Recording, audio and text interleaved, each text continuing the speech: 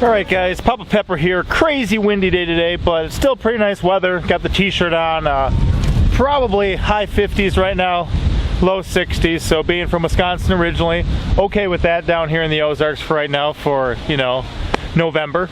If you saw, I recently picked up a big load of compost.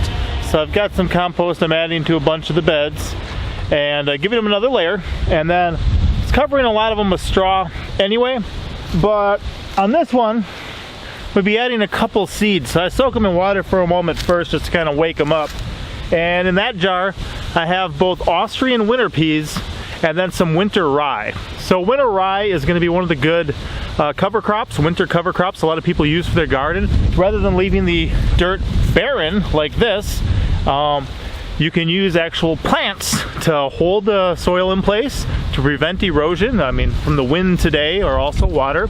And then it'll allow, with the Winter Rye, it reaches down deep into the soil. They got some pretty good roots and they'll pull up things like nitrogen higher up, put them in their own blades, and then in the spring, a lot of people will till them in. Now, I'm not really tilling deep on these raised beds. I'm just trying to build them up and let the soil build up along with you know, a whole microorganism type community in this soil. So I'm not really gonna be you know, getting a big rototiller out and run it through here or anything.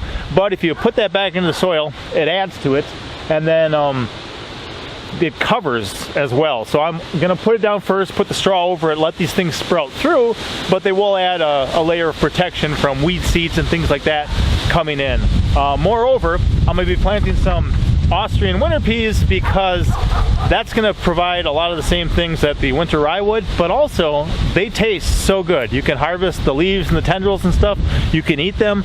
They're extremely tasty. They taste just like regular peas, so it's a way for us to have some fresh greens all winter long. So added a little bit of compost of my own, which is the darker stuff, on top of the compost I got from the recycling center.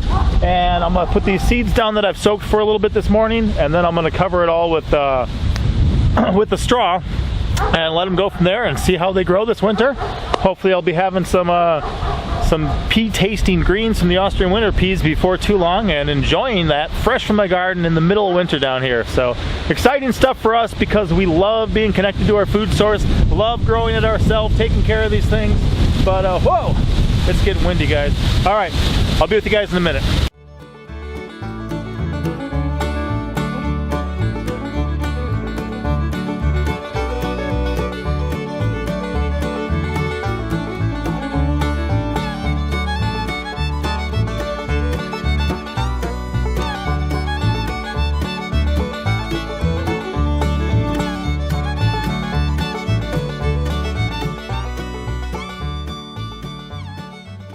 So, two things that I did.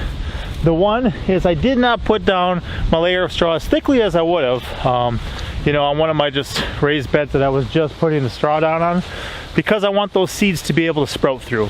Another thing, if I was only using those plants as a cover crop and I wasn't putting any other cover on it, I would have put them a lot thicker, especially with the Winter Rye.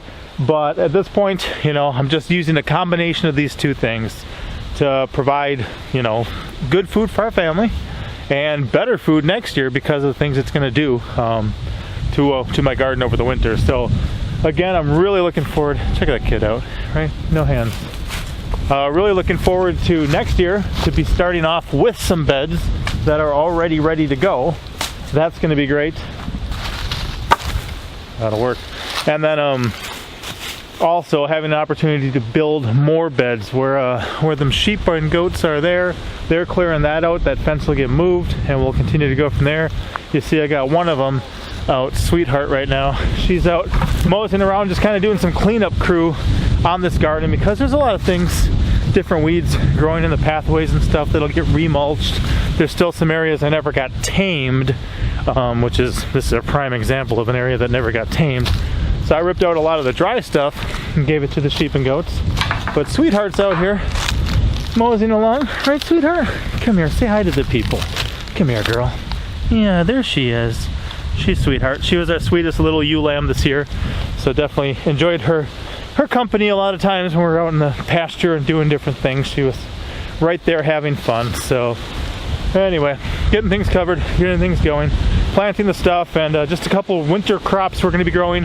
One of my next projects is actually going to be just to make a cold frame with some straw bales, and then a big window pane that I got from Bluer Than Green. So stay tuned, that should be coming up soon, and going to be looking for some suggestions as far as what to grow in my cold frame this winter. I got seeds for about everything, so stay tuned for that. Feel free to think or do some research ahead of time and let me know what you want to see me grow. All right, Papa out. As always, I'm Papa Pepper, and I'd like to remind you, don't post for free. If you'd like to be part of a revolution in social media, an economic power to the people where users can actually blog for cryptocurrency, then I'd recommend that you check out steemit.com and join the revolution. Papa out.